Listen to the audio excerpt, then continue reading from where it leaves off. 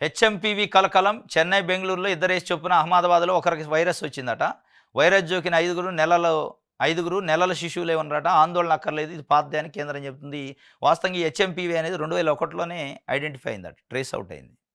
Virus ఉంది. కానీ దాని తీవ్రత వింటర్ సెషన్‌లో ఉంటదట. వింటర్ సెషన్ ఎండింగ్‌లో ఉంటదట ఇంకెక్కువ. అంటే చలికాలం ఎళ్ళే దశలో దాని ఎఫెక్ట్ ఉంటదట. లంగ్స్ ఇన్ఫెక్షన్ కావటం, దగ్గు, జ్వరము, జలుబు ఇవి ఎక్కువగా ఉండే అవకాశం ఉందట. ఎవరు ఆందోళన పడొద్దని కేంద్ర ఆరోగ్య శాఖ మంత్రి నిన్న చెప్పారు, జేపీ నడ్డా గారు. అన్ని రాష్ట్ర ప్రభుత్వాలను కూడా అలర్ట్ చేశారు వాళ్ళు. ఏదో వైరస్ అంటే ఏదో ఇక మొన్న ఎందుకంటే కరోనా వచ్చింది కదా! కోవిడ్ లెక్క ఆందోళన చెందాల్సిన అవసరం లేదు. అంత తీవ్రమైనది ఏం కాదు. ఇది ఉన్నదే.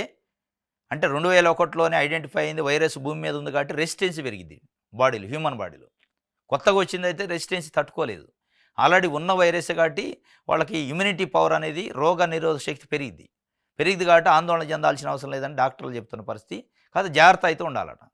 పబ్లిక్ ప్లేస్‌కి పోతే మాస్కులు పెట్టుకోవటం, ఇక అడ్డగోలుగా ఏదైనా కొంచెం జలుబు, జ్వరం ఇట్లాంటివి వచ్చినా చూయించుకోకుండా వదిలేయొద్దు. దానికి సంబంధించిన ప్రికాషనరీ మెథడ్స్ తీసుకోవాలి. ఆవిరి పట్టుకోవడం అట్లాంటివి చిన్నయి చేస్తే ఏమైద్దంటే లంగ్స్ క్లియర్ అయితాయి.